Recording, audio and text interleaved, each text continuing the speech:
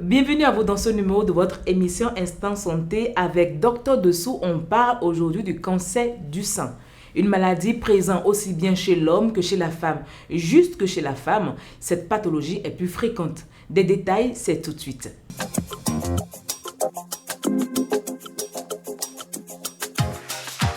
Bonsoir docteur. Bonsoir Yasmine. Alors comment peut-on définir le cancer du sein?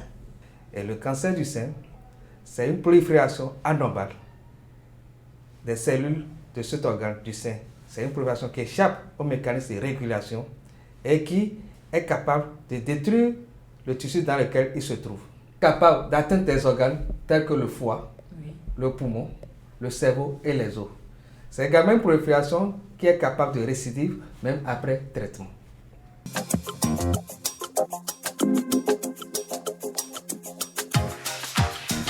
Alors, quels sont les signes pour reconnaître qu'une femme a un cancer du sein?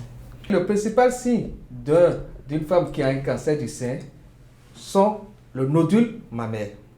La femme dit, docteur, je sens une boule dans mon sein. D'accord? À part le nodule mammaire, on peut avoir une rétraction du mamelon. C'est-à-dire le bout du mamelon devient très rétracté. On peut avoir également un écoulement séro-hémorragique. On peut avoir une adénopathie acillaire. C'est-à-dire une boule, au lieu que ce soit la boule dans le sein, on a une boule dans les aisselles. On peut également, lorsque le cancer a avancé, des douleurs osseuses. D'accord? On peut également avoir, le cancer du sein peut se manifester également par de l'eau dans le poumon, on appelle une pleurésie. Et à la phase très avancée, on peut avoir un cancer du sein inflammatoire. C'est un cancer du sein qui se présente en aspect de peau d'orange, comme vous avez sur cette image, ou avec des images, des aspects avec un gros sein, avec de très gros nodules. Voilà essentiellement les images d'un cancer du sein. Et quand la femme remarque ces images, cet aspect, elle doit consulter très rapidement un médecin pour qu'on puisse faire le diagnostic. Alors, à quel âge la femme peut déjà ressentir ces nodules, peut déjà dire qu'elle a un cancer du sein? Toute femme, à une semaine après les menstrues, donc toute femme pubère, déjà peut commencer par autopalper ses seins. Donc, à une semaine après les menstrues, la femme doit palper ses seins pour dépister s'il y a un nodule dans ce sein. Alors, quels sont les facteurs de risque pour une femme? Pour une femme, les facteurs de risque d'un cancer du sein, effectivement, il n'y a pas généralement de cause dans le cas du cancer du sein. Il n'y a que les causes, 5% qui sont des causes génétiques. Par contre, nous avons des facteurs de risque.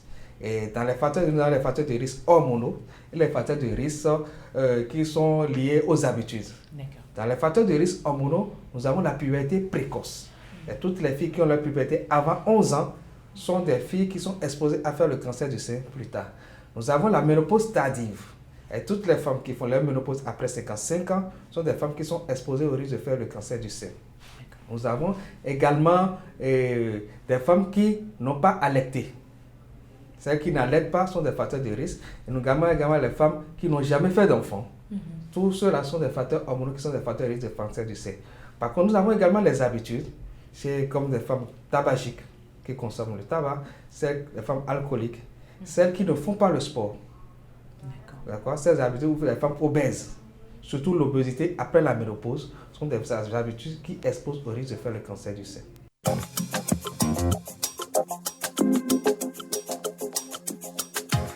Quel est le traitement pour guérir complètement du cancer du sein? Il faut dire que le traitement pour guérir le cancer du sein, le traitement est multimodal. D'accord.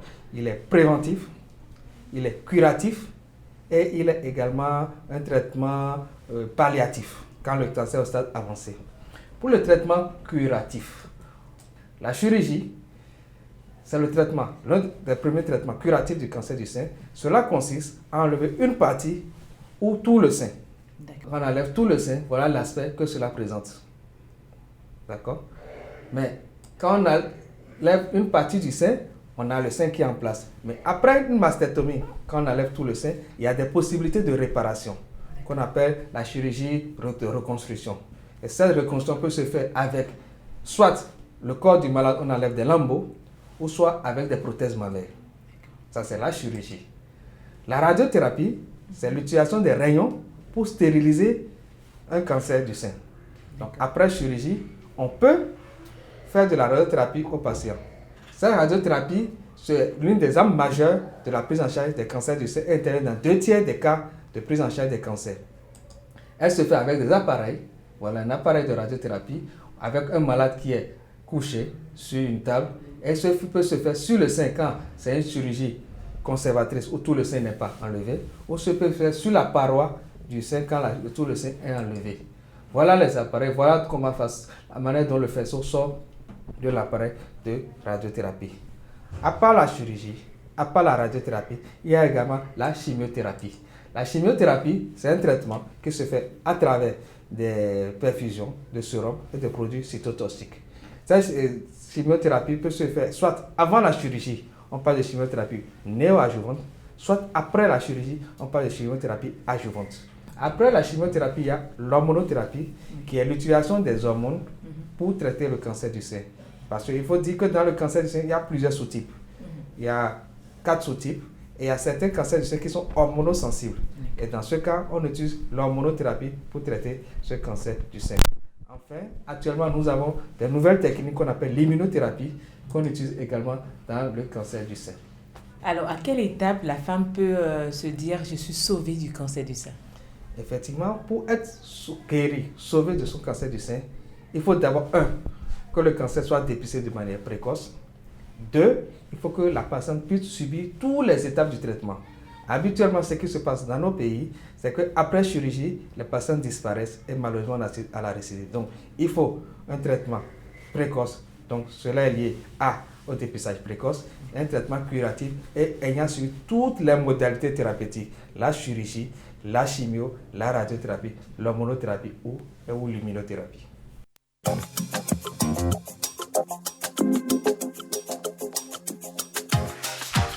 Merci docteur. Tout à l'heure, vous nous avez parlé du traitement préventif. Donnez alors quelques conseils à nos téléspectateurs afin d'éviter de faire un cancer du sein. Merci beaucoup Yasmine. La prévention du cancer du sein passe par 2 étapes. La prévention primaire et la prévention secondaire. La prévention primaire, ce sont nos 10 commandements qui signifient ne pas fumer, éviter la fumée à l'intérieur des lieux fermés, éviter d'être en surpoids, pratiquer une activité physique, adopter un régime alimentaire sain, des céréales complètes, des fruits et légumes, limiter la consommation d'aliments très caloriques, réduire la consommation de viande rouge et d'aliments salés, limiter la consommation d'alcool ou sans penser, pratiquer l'allaitement maternel et enfin limiter les thérapies hormonales de remplacement, surtout à la ménopause. La prévention secondaire, c'est l'autopalpation mammaire et l'échographie une fois par an. Merci docteur Dossou Serpos. Je rappelle que vous êtes médecin cancérologue radiothérapeute. C'est moi qui vous remercie. Chers téléspectateurs, vous l'avez compris, le cancer du sein, on peut l'éviter en ayant une bonne hygiène de vie et en faisant son dépistage primaire tout le temps. C'est tout pour ce rendez-vous. À la prochaine pour notre numéro. Et surtout, n'oubliez pas vos messages sur la page Instant Santé sur Facebook.